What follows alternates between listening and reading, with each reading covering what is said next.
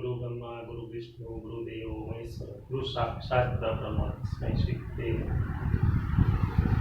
ધોરણ 10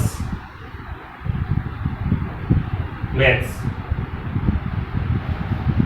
માં અત્યારે હાલ વેકેશનનો ગાળો બહુ લાંબો છે તો આપણે ધોરણ 10ના મેથ્સમાં ભૂમિતિથી શરૂઆત કરીશું.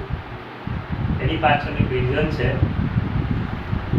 તો મેથ્સ સ્ટાર્ટ કર્યા પહેલા આપણે મેથ્સની ધોરણ 10ની પેપર સ્ટાઇલ 80 માર્ક્સનું પેપર આવે છે. પેપર સ્ટાઇલ વિશે થોડું ધ્યાન આપી દઈએ કે ધોરણ 10માં ગણિત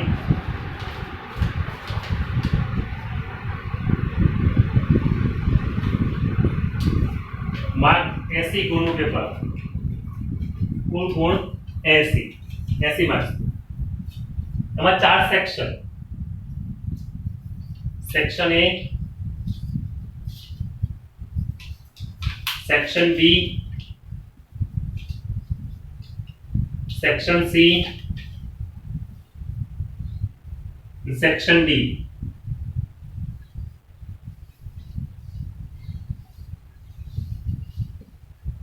ચાર સેક્શનમાં પહેલું સેક્શન છે એ દરેકના 1 માર્ક્સ, દરેક પ્રશ્નનો 1 માર્ક્સ.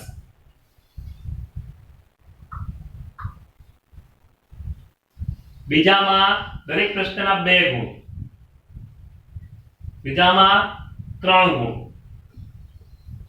અને ચોથામાં 4 ગુણ. પહેલામાં 16 પ્રશ્ન પૂછાય 1 to 16, 1 થી 16 એ 16 ગુણ્યા 1 એટલે 16 માર્ક્સ. બીજા પ્રશ્નમાં 17 થી 26 ટોટલ 10 પ્રશ્નો પૂછાય. 10 ગુણ્યા 2 એટલે માર્ક્સ આવે 20. પ્રશ્ન સેક્શન C માં 27 થી 8 પ્રશ્ન પૂછાય છે. 8 ગુણ્યા 3 એટલે 24. 27, 28, 29, 30, 31, 32, 33, 34. 27 થી 34 સુધી. અને સેક્શન D માં 35 થી 39, 35, 36, 37, 38, 39, 5 પ્રશ્નો. 5 ગુણ્યા 4 એટલે 20. ટોટલ ગુણ થાય 6 વત્તા 4 10, 10 ની 0 વધી 1 2 2 4 2 6 2 8. ટોટલ ગુણ થયા 80. આ ધોરણ 10 ની પેપર સ્ટાઇલની વાત થઈ કે 4 સેક્શન ફરીથી સમજી લો. કુલ ગુણ 80 માર્ક્સનું પેપર આવે. એમાં 4 section, section A, section B, section C, section D. પહેલા સેક્શનમાં 1 માર્ક્સના ગુણના દાખલા, બીજા સેક્શનમાં 2 માર્ક્સના ગુણના દાખલા, ત્રીજા સેક્શનમાં 3 માર્ક્સ એટલે 3 ગુણના દાખલા અને ચોથા સેક્શનમાં 4 માર્ક્સ એટલે 4 ગુણના દાખલા. પહેલામાં 16 પૂછાય છે ક્વેશ્ચન, બીજામાં 10 ક્વેશ્ચન પૂછાય છે, ત્રીજામાં 8 અને ચોથામાં 5 ક્વેશ્ચન. તમારું પેપર સ્ટાઇલ 80 ગુણનું, પણ માર્કશીટમાં માર્ક્સ આવે છે ટોટલ 100 ગુણના. એટલે બોર્ડ પરીક્ષા લેશે એસએસસી બોર્ડના ગુણ, બોર્ડની જે એક્ઝામ છે તે પરીક્ષા ના ગુણ 80 પ્લસ કુલ સ્કૂલના ગુણ 20 એ ટોટલ માર્ક્સ થાય કેટલા 100. એ તમારી માર્કશીટમાં કેટલા માર્ક્સ આવશે 100. બોર્ડની પરીક્ષા 80 ગુણ, સ્કૂલના પહેલી પરીક્ષા, બીજી પરીક્ષા અને ઇન્ટરનલ ટોટલ થઈને 20 માર્ક્સના માર્ક્સ આપવાને 20 માર્ક્સ જે આપવાના છે સ્કૂલ આપશે એ ટોટલ માર્ક્સ થાય 100. આ થઈ પરીક્ષા એક્ઝામ એટલે પેપર સ્ટાઇલ. હવે આપણે ભૂમિતિમાં સ્ટાર્ટ કરવાનું રીઝન એ છે કે સેક્શન ડી માં 4 માર્ક્સના 5 દાખલા છે.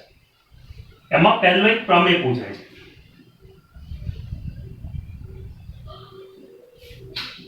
પ્રમેય. બીજું પૂછાય છે રચના. બે જે છે 4 માર્ક્સ આના અને 4 માર્ક્સ આના છે. 8 માર્ક્સ નું આવે છે સેક્શન ડી માં. પ્રમેય છે 5. એમાં પહેલો પ્રમેય આપણે અહીંયા લખેલો છે. એ બધા જ પ્રમેય ઈઝી છે. મેથ્સ પણ ઈઝી છે. તમે પ્રેક્ટિસ કરશો તો અને આયોજનપૂર્વક મહેનત કરો તો સહેલામાં સહેલો વિષય હોય તો મેથ્સ. તો પ્રમેય 5 પ્રમેય તમે અત્યારે હાલના જે વેકેશનની પરિસ્થિતિ છે એમાં રોજ એક પ્રમેય વારંવાર લખ કરે જાઓ તો તમને મહાવરો થશે અને પ્રેક્ટિસથી યાદ રહી જશે. એટલે તમારા 4 માર્ક્સ કન્ફર્મ થાય, પછી રચનાના 4 માર્ક્સ કન્ફર્મ થાય. એમ કરતા કરતા તમે ટીપે માર્ક્સ ઉમેરતા જશો એમ તમારું સ્કોરિંગ વધતું જશે. તો આપણે પ્રમેય પર જઈશું.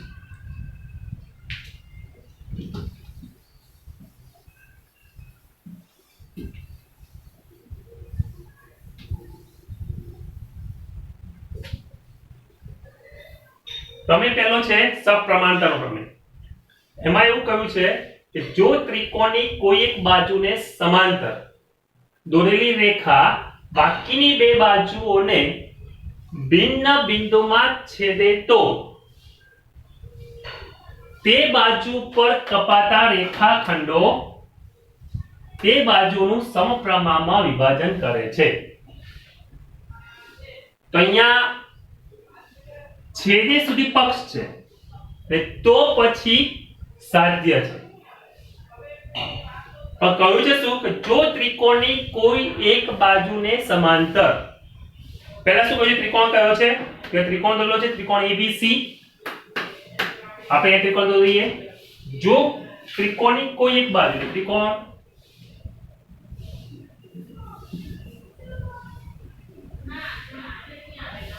ત્રિકોણ ABC કોઈ એક બાજુ ત્રિકોણની બાજુ કેટલી? 3. AB છે, બાજુઓ છે AB, BC અને AC. ત્રિકોણની કોઈ એક બાજુ, આમાંથી કોઈ એક બાજુ લઈ લો. એટલે આપણે BC બાજુ લઈએ. BC બાજુ જતી રહે. બાકી કેટલી બાજુ રહી? 2 AB અને AC. તો કોઈ એક બાજુને સમાંતર દોરેલી રેખા. આ BC ને સમાંતર દોરેલી રેખા તો BC ને આપણે જે સમાંતર રેખા દોરીએ આ રેખા L. રેખા L BC ને સમાંતર બાજુ છે તો એ શું કરે છે? રેખા અહીંથી પાસ થઈ તો પહેલી કઈ બાજુને છેદી? AB ને. બીજી કઈ બાજુને છેદી? AC ને. તો આ બંને જે છેદે છે એને નામ આપી દે T અને E. તો કેટલા રેખાખંડ બન્યા અહીંયા? આ છેદે તો એક ઉપરનો ભાગ અને બીજો નીચેનો પાર્ટ. ઉપરનો પાર્ટ છે ને AD, બીજોનો પાર્ટ છે BD. અહીંયા ઉપરનો પાર્ટ AC અને નીચેનો પાર્ટ છે EC. તો બંનેનો ગુણોત્તર મીન્સ AD છેદમાં BD બરાબર AE છેદમાં EC. આ સાબિત કરવાનું છે. ફરીથી પેલા સ્ટેટમેન્ટ સમજી લો કે ત્રિકોણની કોઈ એક બાજુને સમાંતર દોરેલી રેખા. એ ત્રિકોણ પહેલા દોરી દીધો. કયો ત્રિકોણ દોર્યો આપણે? ABC. કયો ત્રિકોણ દોર્યો છે? ABC. કોઈ એક બાજુ એટલે BC ને સમાંતર. અહીંયા લખ્યું ત્રિકોણની બાજુ BC ને સમાંતર પક્ષમાં છે. ત્રિકોણની બાજુ ત્રિકોણ કયો? ABC ની બાજુ BC ને સમાંતર રેખા. કઈ રેખા છે? D. રેખા D. બાકીની બે બાજુ, બાકીની કઈ બે બાજુ? AB અને EC. AB અને EC ને અનુક્રમે કયા બિંદુમાં છેદે છે? D અને E માં છેદે છે. તો એનાથી બનતા રેખાખંડ કયો રેખાખંડ બન્યો? AD ને BD, AE અને EC સમપ્રમાણ છે, સપ્રમાણ. હવે સૌથી પહેલા દોરવાનું શું છે બી અને સીડી. બી અને સીડી દોર. બી અને સીડી દોર. લંબ દોરવાના છે ડીએમ લંબ એસી. ડીએમ એ કયા રેખાખંડ ઉપરનો લંબ છે એસી. એસી પરના બંને રેખાખંડ જે છે એનો વેધ કયો થશે ડીએમ. કેટલા રેખાખંડ છે એસી પર એઈ અને ઈસી. એઈ જે છે એઈ એ પાયો થાય તો આ વેધ થશે. આ પાયો લેશો તો એનો વેધ પણ કયો થશે ડીએમ જ થશે. એ જ રીતે બીજો રેખાખંડ લંબ કયો દોરીશું ઈએન. બીજો લંબ કયો છે ઈએન. એ કયા રેખાખંડ ઉપર દોરવામાં આવે છે એબી. તો શું દોરવાનું છે પહેલા શું દોર્યું બી દોર્યું. બી અને એની સાબિત શરૂ થાય બી અને સીડી દોરો. બી અને સીડી દોરો. બીજું શું દોરવાનું છે ડીએમ લંબ એસી. ડીએમ લંબ એસી. એ જ રીતે બીજું કયું દોરવાનું છે ઈએન લંબ એબી. તો ઈએન લંબ એબી દોરો. આટલું દોરો. એ સુધી ખ્યાલ આવી ગયો. સૌથી પહેલા શું કર્યું આપણે ત્રિકોણ લીધો. સૌથી પહેલા શું કીધું એક ત્રિકોણ. એક બાજુને સમાંતર રેખા કઈ દોરી ડીઈ. એ એબી ને શેમાં છેદે છે ડી માં અને એસી ને શેમાં છેદે છે ઈ માં.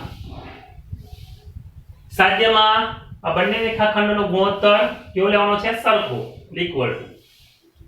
સૌથી પહેલા શું દોર્યું બી અને સીડી દોર. બીજું ડીએમ લંબ એસી અને ઈએન લંબ એબી દોર. હવે ત્રિકોણનું ક્ષેત્રફળ બરાબર ત્રિકોણનું સૂત્ર છે ક્ષેત્રફળ બરાબર 1/3 ગુણ્યા પાયો ગુણ્યા વેગ. તો એ કેટલા ત્રિકોણ છે પહેલો પાર્ટ કયો છે એડી વાળો પાર્ટ છે કે નહીં અહીં એડી વાળો પાર્ટ છે. નીચેનો પાર્ટ બીડી વાળો છે. એડી વાળો એક ત્રિકોણ લેવાનું બીજું બીડી વાળો ત્રિકોણ. તો એડી વાળો ત્રિકોણ કયો થશે પેલો ત્રિકોણ એડી વાળો લઈએ એડી. આ એડી છે એડી લખી દીધું. હવે એડી તો અહીંયા છે જ આ એડી. એને ત્રિકોણ બનાવવા માટે આમ જોઈન્ટ કરવું પડશે. એડી ને કયો બિંદુ જોઈન્ટ કર્યા ઈ. તો કયો ત્રિકોણ બન્યો એડીઈ. તો ત્રિકોણ એડીઈ નું ક્ષેત્રફળ બરાબર 1/3 ગુણ્યા પાયો કયો થશે પાયો એડી. પહેલું લખ્યું તો એડી પાયો અને વેધ તો કયો દોર્યો તો આપણે આ વેધ છે ઈએન. એડી ગુણ્યા ઈએન. એ જ રીતે છેદમાં શું છે બીડી છે તો બીડી ને પાછું શેના જોઈન્ટ કરવાનું ઈ ને. તો બીડીઈ. અહીંયા ત્રિકોણ એડીઈ નું ક્ષેત્રફળ. હવે એડીઈ આખું ના લખવું હોય તો ફક્ત એડીઈ પણ લખી શકો. બીજો કયો ત્રિકોણ છે બીડીઈ. તો ત્રિકોણ બીડીઈ નું ક્ષેત્રફળ એવું આખું ના લખવું હોય તો ફક્ત બીડીઈ પણ લખી શકીએ છીએ. બીડી નું ક્ષેત્રફળ બરાબર 1/3 ગુણ્યા પાયો કયો બીડી વેધ કયો થશે ઈએન. પાયો બીડી વેધ ઈએન. આ બંનેનો ગુણોત્તર લઈ લો. બંનેનો ગુણોત્તર લેશો તો એડીઈ છેદમાં બીડી બરાબર 1/3 ગુણ્યા એડી ગુણ્યા ઈએન છેદમાં 1/3 ગુણ્યા બીડી ગુણ્યા ઈએન. ઈએન ઈએન કર 1/3 કર. શું થયું એડી છેદમાં બીડી અને નંબર 1. કઈ સુધી ખબર પડી. શું લખ્યું ત્રિકોણનું ક્ષેત્રફળ બરાબર 1/3 ગુણ્યા પાયો ગુણ્યા વેગ. એડી એટલે પહેલો ગુણોત્તર લઈએ છે એડી લીધું આપણે આ એડી એને અહીંયા જોઈન્ટ કર્યું એટલે ઈ એડી ત્રિકોણ બન્યો. એડી નું ક્ષેત્રફળ બરાબર 1/3 પાયો ગુણ્યા વેગ. 1/3 પાયો કયો થશે એડી વેગ કયો થશે ઈએન. એડી ગુણ્યા ઈએન. એ જ રીતે નીચેનો પાર્ટ BD એને ઈ સાથે જોઈન કરો BD નું ક્ષેત્રફળ બરાબર આ પાયો અને આ વેધ તો BD ગુણ્યા EN બંનેનો ગુણોત્તર લીધો 1/2 1/2 કટ EN કટ એટલે પરિણામ નંબર 1 હવે એ જ રીતે આ ગુણોત્તર જે લીધો હવે આ ગુણોત્તર લેવાનું છે એમાં પહેલો કયું છે AE છે એટલે AE તો છે જ અહીંયા તો અહીંયા AE જોઈન કરો આમ તો ADE બનશે એટલે આ જો આ ત્રિકોણ ADE તો ત્રિકોણ ADE નું ક્ષેત્રફળ જે ફક્ત ADE જ લખીએ આપણે ADE નું ક્ષેત્રફળ બરાબર 1/3 પાયો કયો થશે આ ગુણોત્તર પાયો A જ થશે E આ પાયો છે AE પાયો વેધ કયો થાય DM ગુણ્યા DM એ જ રીતે નીચેનો પાર્ટ કયો છે EC છે EC આ EC જે DEC આ EC તો કયો ત્રિકોણ બને ત્રિકોણ DEC C બરાબર 1/3 ગુણ્યા પાયો EC અને વેધ કયો થાય DM બંનેનો ગુણોત્તર લો તો ADE છેદમાં DEC બરાબર 1/3 ગુણ્યા AE ગુણ્યા DM અહીંયા છેદમાં 1/3 ગુણ્યા AE ગુણ્યા DM બંને કટ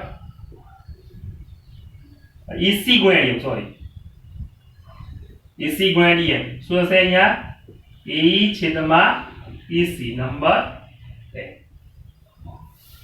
બીજો પાર્ટ ફરીથી જોઈ લો કે ત્રિકોણ ADE નું ક્ષેત્રફળ તો ADE નું ક્ષેત્રફળ બરાબર પાયો ગુણ્યા વેધ એટલે AE ગુણ્યા DM એ રીતે ત્રિકોણ DEC આ DEC નું ક્ષેત્રફળ બરાબર EC પાયો એટલે DM વેધ બંનેનો ગુણોત્તર લીધો બંને સૂત્રો અહીંયા મૂક્યા સરખા કટ કરી દીધા AE છેદમાં EC હવે અહીંયા છે કે ત્રિકોણ BDE હવે જો બંને સમાંતર રેખા છે આ બંને સમાંતર રેખામાં બે ત્રિકોણ છે કયા એક D થી આ બંને જે છેડા છે જોઈ લેવાના આ છેડો છે તો કયો ત્રિકોણ થયો આ BD